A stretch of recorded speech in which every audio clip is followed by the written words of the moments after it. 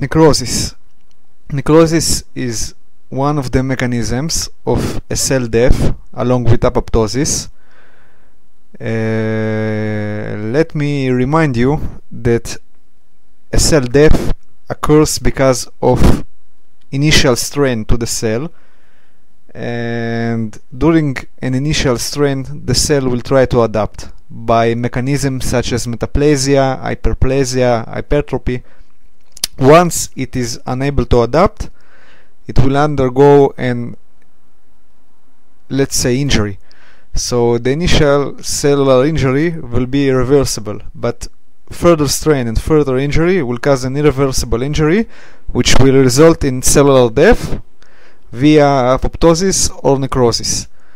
So before we begin, I should mention, because it's not in the slide, that the hallmark of a cellular death is the loss of a nucleus of the cell.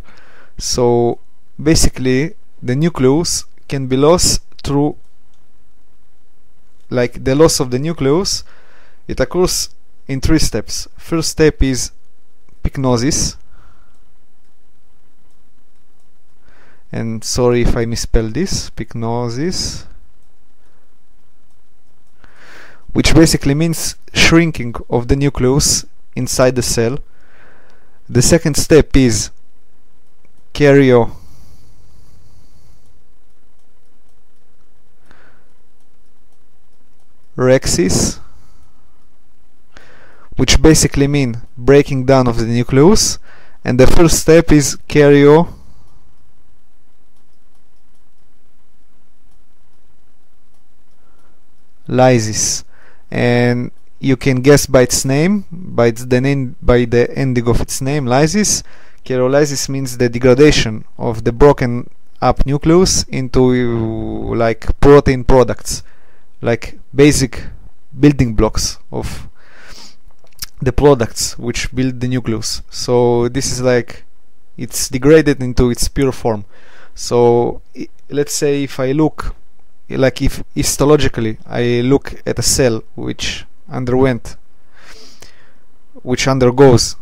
cellular death, I will not see a nucleus, because it will undergo pycnosis, shrinking down, karyorrhexis, breaking up of the nucleus, and karyolysis, degradation. So those are the hallmarks of cellular death. So about necrosis, basically it's always a pathological process. It can never be physiological, as opposite to apoptosis, which can be pathological and physiological. Necrosis is only a pathological process in which there is a death of large group of cells followed by acute inflammation. And I should mention right now that acute inflammation is caused by necrosis or by infection. Those are the only things that can cause acute inflammation. Again, remember please, infection or necrosis are the only ones that lead to acute inflammation. Basically involvement of neutrophils in inflammatory reaction.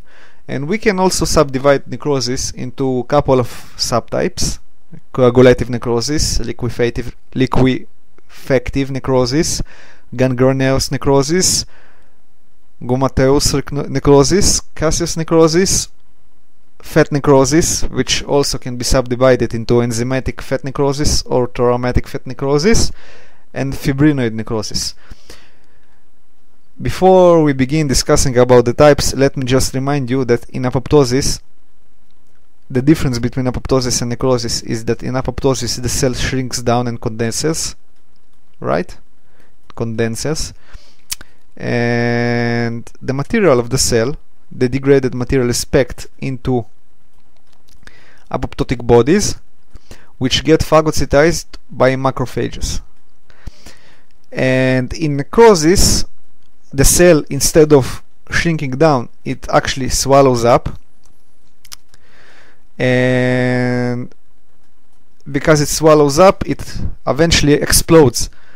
And because it explodes, all the enzymes and all the things inside the cell, they get released, okay, into the environment. And basically those enzymes and other stuff released from the cell, this is what causing the acute inflammatory reaction, acute inflammation, as opposed to apoptosis, which gets packed into apoptotic bodies and get phagocytized. So in apoptosis, basically no inflammation, and in necrosis we get acute inflammation.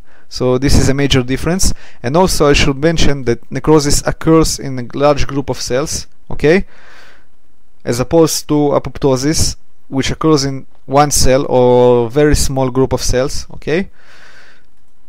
And also, again, it's very important, but it's only a pathological process, as opposed to apoptosis, which can be pathological and physiological.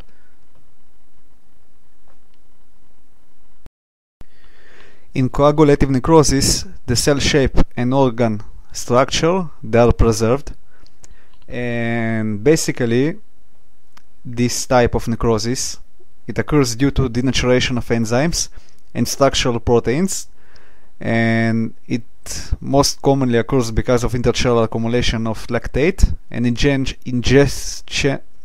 ingestion of heavy metals, sorry about that, like for example lead and mercury, or exposing of the cells to ionizing radiation, for example treatment of cancer.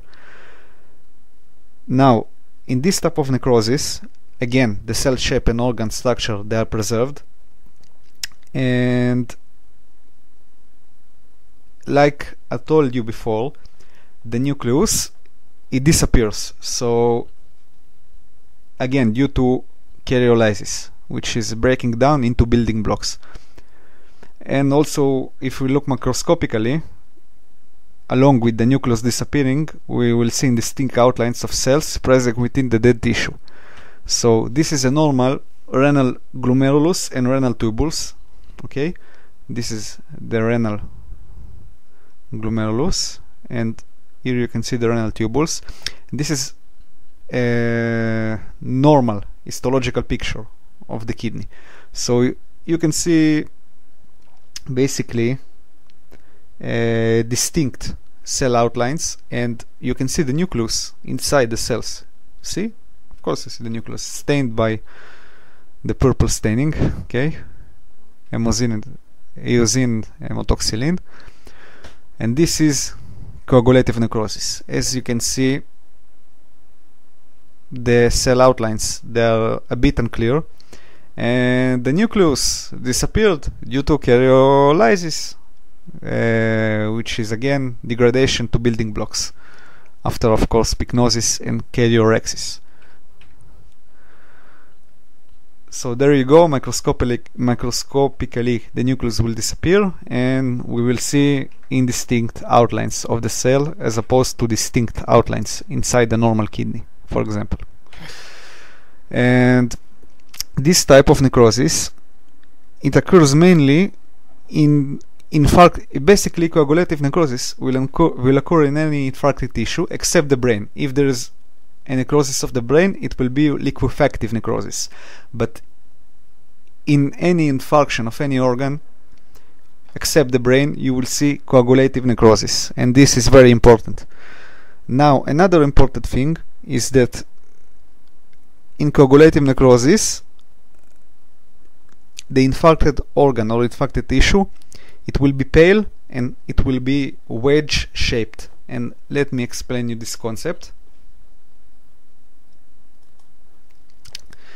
Let's say we have a blood supply to a certain tissue, and this is an artery, and this artery splits up into its branches.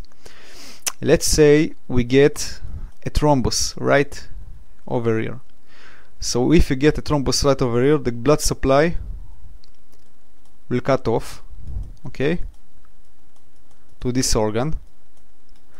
And let's say that this is the organ, okay.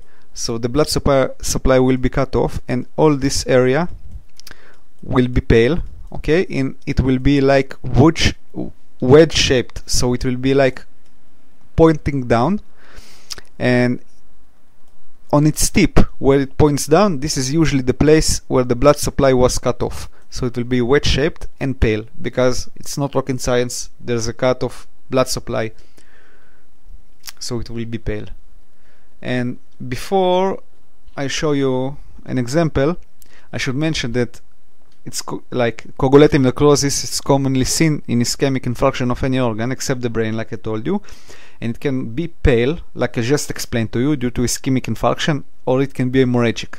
So in pale, okay, the organ will look pale with increased density, and this is basically because red blood cells are released from damaged blood vessels,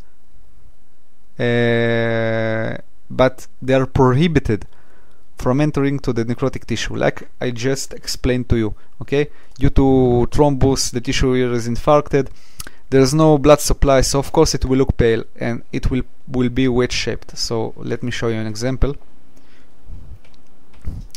This is a pale ischemic infarction or pale coagulative necrosis. So as you can see, it's wedge shaped, and the tip, let's say, is right here. This is like, it points down to the site of where the blood supply was cut off, and this is of course a pancreas. Okay, so wedge shaped, pale, of course you can see it's pale, coagulative necrosis.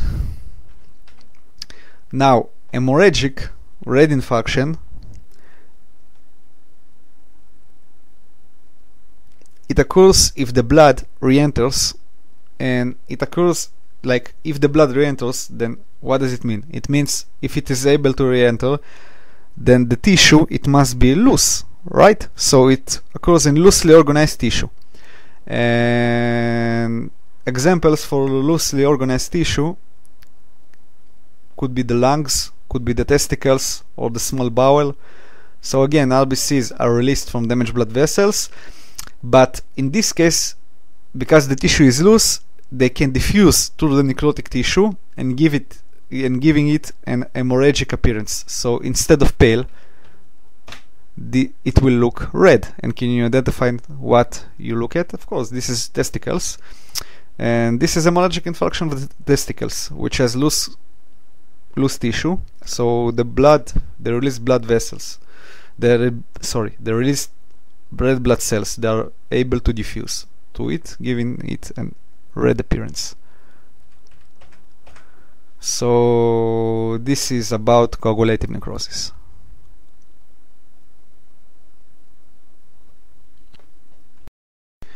Liquefactive necrosis. So liquefactive necrosis occurs due to lysosomal enzymes released by necrotic cells, or the release of hydrolytic enzymes by neutrophils, which enter the tissue and cause enzymatic lysis of cells and proteins, which results in liquefaction of the dead tissue. So, couple of examples. You remember I told you that infarction of any tissue except the brain will result in coagulative necrosis. So brain infarction will result in liquefactive necrosis, and this is because inside our brain there are microglial cells. Now microglial cells, they are basically like a type of macrophages which reside within the brain. So it's similar to Kupffer cells which reside within the liver. So in the brain we have microglial cells, and those microglial cells digest and destroy this dead tissue, for example in case of brain infarction, and this is what actually causes the liquefaction of the tissue. So hydrolytic enzymes released by, it says, neuroglial cells, you can also call it microglial cells. This is what causes the liquefaction of inside the brain in case of brain infarction, and basically it will produce a cystic space inside the brain. So grossly you will see a space. And second example is abscess. Abscess, if you don't know what it means, abscess is basically a walled-off area of the tissue, and this walled-off area of the tissue contains neutrophils, and those neutrophils inside this walled-off area contain hydrolytic enzymes, and the hydrolytic enzymes will be released by the neutrophils, so they will produce a cavity filled with purulent material. Abscess. Okay. Okay, so basically abscess, like I told you, walled off area with neutrophils which release hydrolytic enzymes and produce a cavity filled with purulent material. This is basically it. And pancreatitis. In pancreatitis, we have an abnormal release of pancreatic enzymes, and you know, normally pancreatic enzymes are released into our intestine to help in digestion of food. So in pancreatitis, we have a release of pancreatic enzymes, but instead of going into our intestine, the pancreas will release those pancreatic enzymes on itself. So instead of digesting food, actually the pancreatic enzymes will digest the pancreas. So in pancreatitis, we have a release of pancreatic enzymes which digest away the pancreas, and basically it may lead to liquefactive necrosis, but it actually can also lead to fat necrosis, which I will talk about later. But basically it can lead to fat necrosis because it can also digest the area around the pancreas. Okay, the peripancreatic area, which contains some adipose tissue, and those pancreatic enzymes can also be released to this area, and it will result in fat necrosis. But the pancreatic enzymes acting upon the pancreas itself in pancreatitis will result in liquefactive necrosis.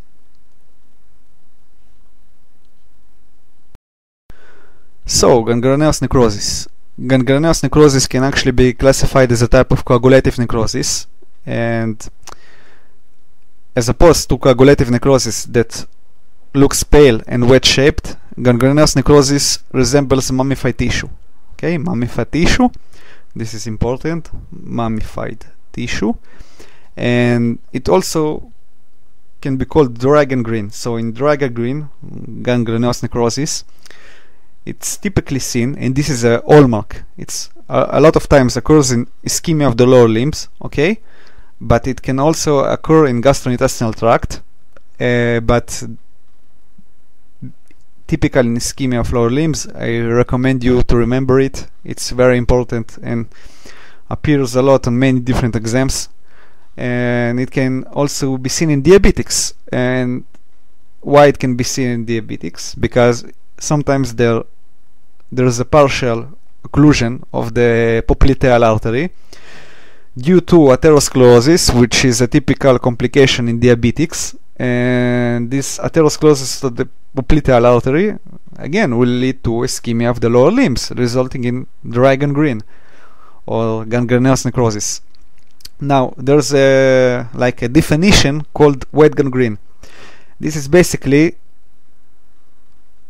predominantly a subtype of liquefactive necrosis. So if dry gangrene is a type of coagulative necrosis, wet gangrene is a type of liquefactive necrosis, and it basically occurs due to superimposed anaerobic infection, for example Clostridium perfringens, on a dead tissue, and it's wet because it contains pus and inflammatory oxidate due to the infection. So let me show you an example. This is a wet gangrene. As you can see, this area, it's a wet gangrene due to gangrenous necrosis, and basically maybe it was ischemia of the lower limbs and the patient got an infection, for example Clostridium perfringens. As you can see, there's exudate and pus, and this is a type of liquefactive necrosis called wet gangrene, and you can also see it here. Okay, you can actually understand it's liquefactive. And this is dry gangrene. Okay, I think it's understandable due to ischemia of the lower limbs without superimposed infection, a type of coagulative necrosis.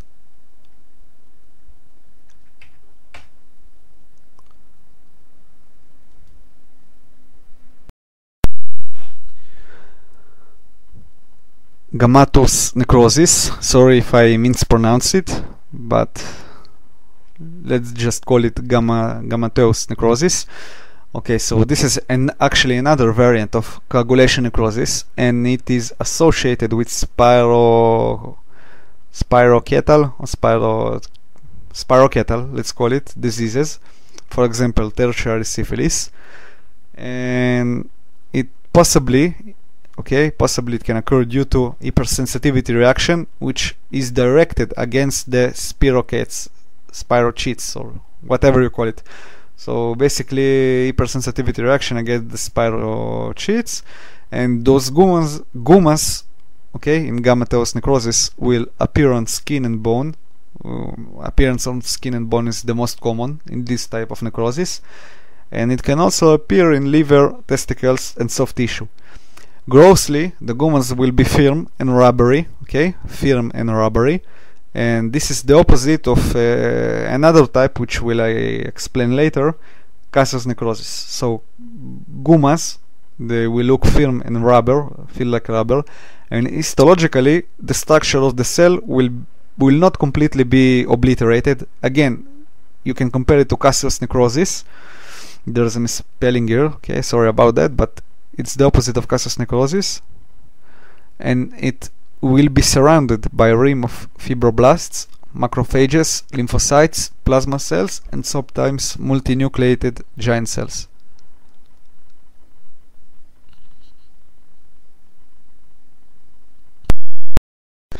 Caseous necrosis. This is yet another variant of coagulative necrosis, along with gangreneous necrosis.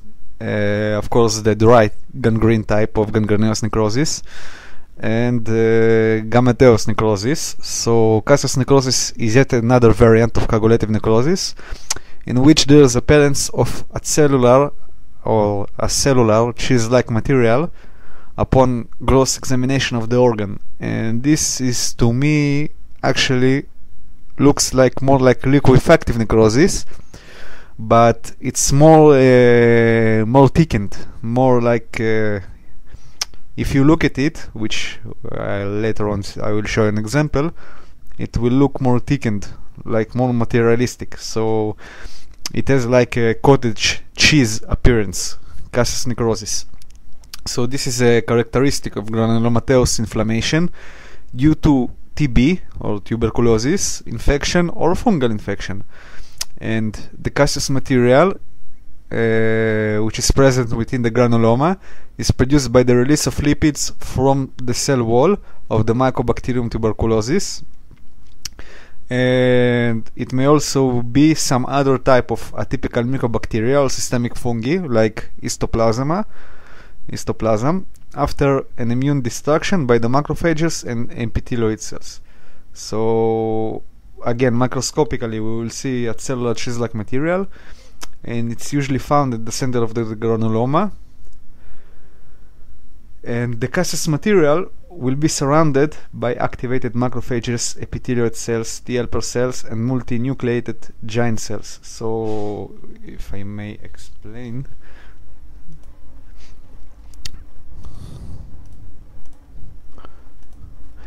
okay, so first of all, in TB infection, how does the granuloma form actually?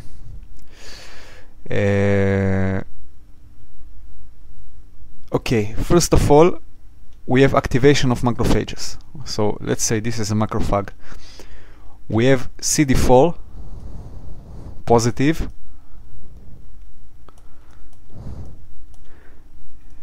T helper 1 cells, and during TB infection, first of all, we have differentiation from CD4 naive T cells, which differentiate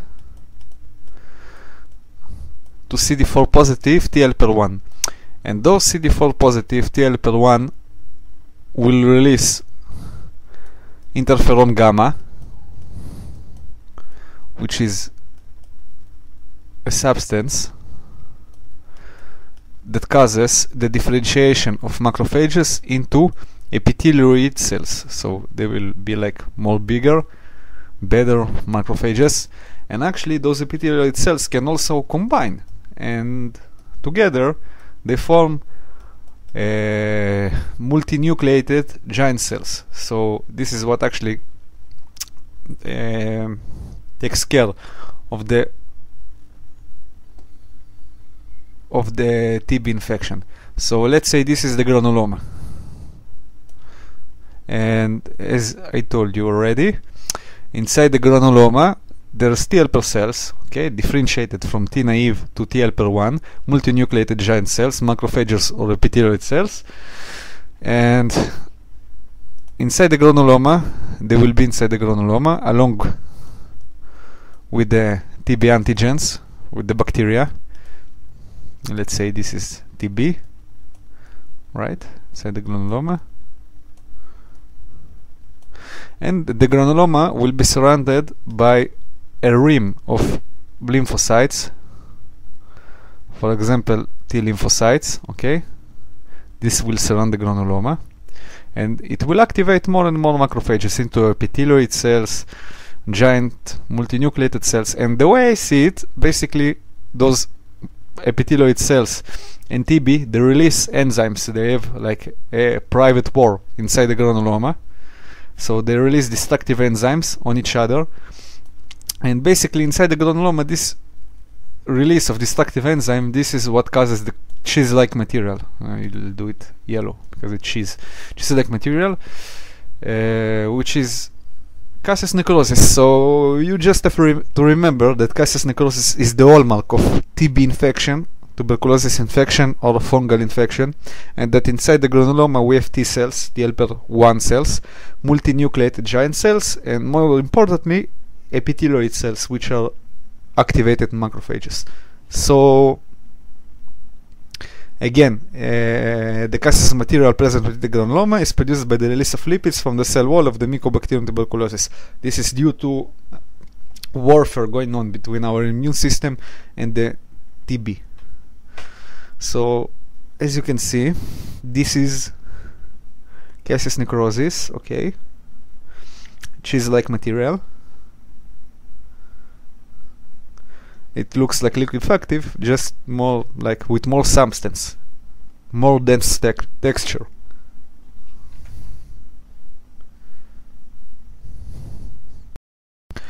Fat necrosis. Fat necrosis basically has a chalky white appearance, and this is because of a process called saponification. So saponification is basically a process where there's binding of calcium with fatty acids that get released in fat necrosis. So basically we have, for example, hydrolysis of triglycerides in fat cells, and this is leading to release of fatty acids, and then calcium comes, binds with those fatty acids, and cause a process of saponification or calcium deposits.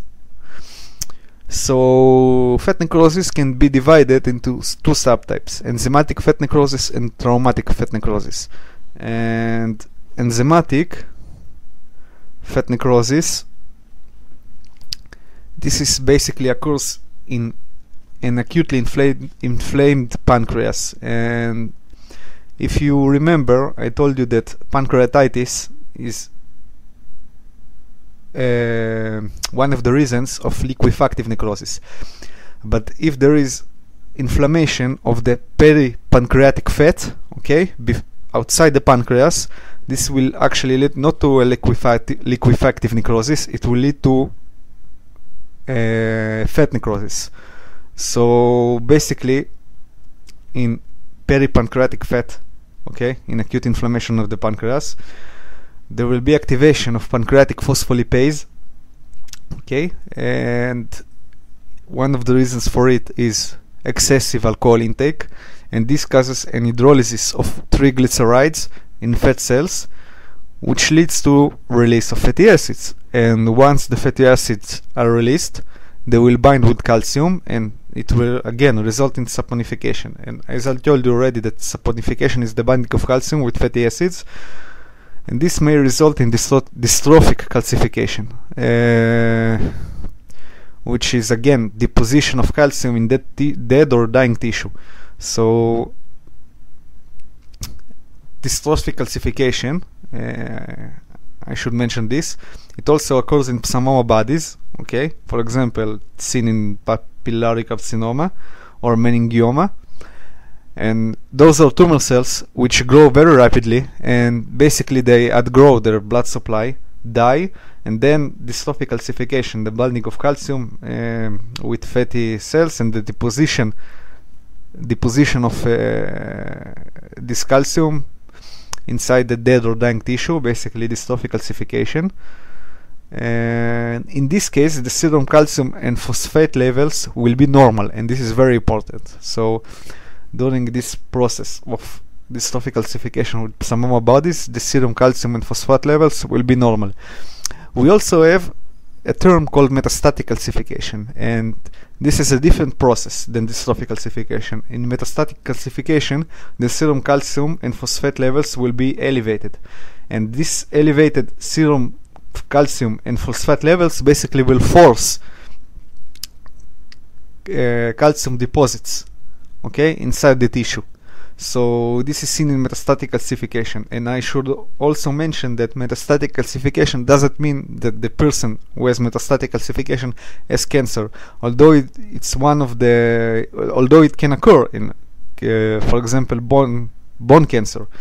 So bone cancer may have metastatic calcification, but it doesn't necessarily mean that he has a cancer. Maybe he has only serum calcium and phosphate levels, which force those calcium deposits, resulting in metastatic calcification, maybe without cancer. So this is for metastatic calcification. Now, about the second type of fat necrosis, traumatic fat necrosis, it's a necrosis, okay? Dying tissue. It mainly occurs in fatty tissue like female breasts, abdomen, and so on, due to blunt trauma or surgery.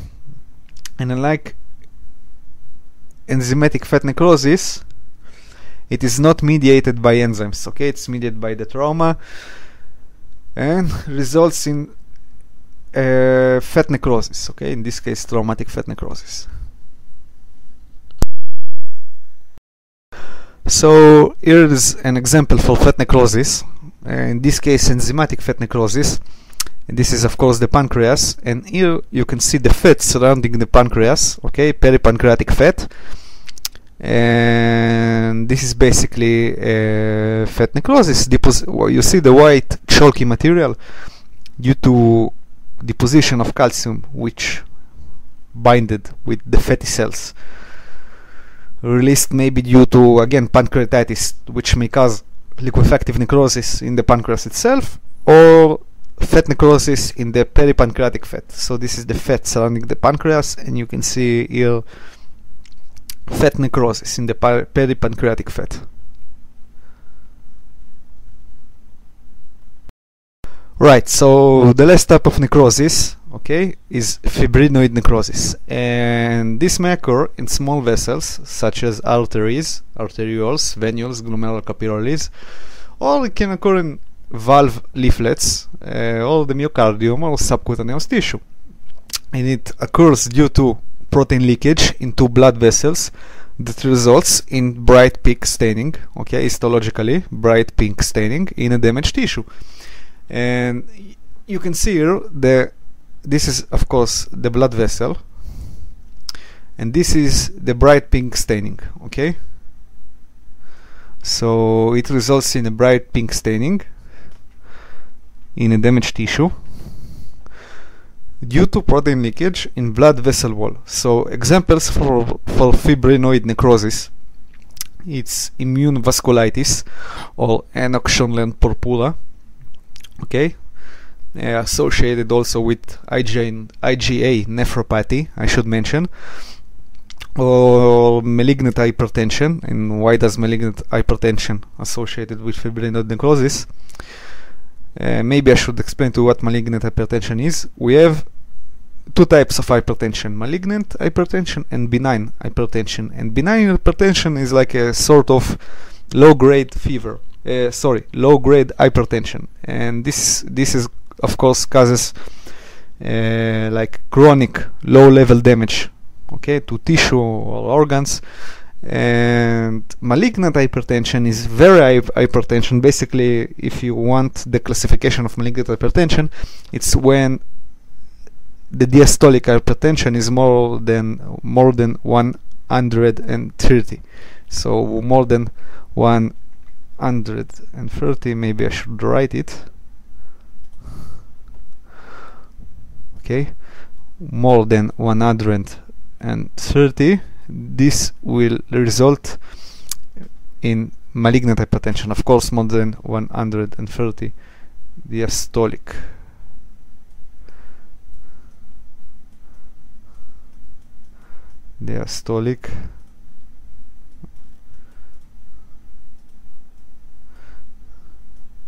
Blood pressure. So again, this will result in malignant hypertension, and it is associated with renal failure and papilloedema. And if you do like an optic test, you will see also a blurring of the optic disc, okay, just a form of diagnosis, and it also damages the vessel walls, and it's one of the characteristics of fibrinoid necrosis. It can also be seen in rheumatic fever. For example, fibrinoid necrosis of the mitral valve leaflet.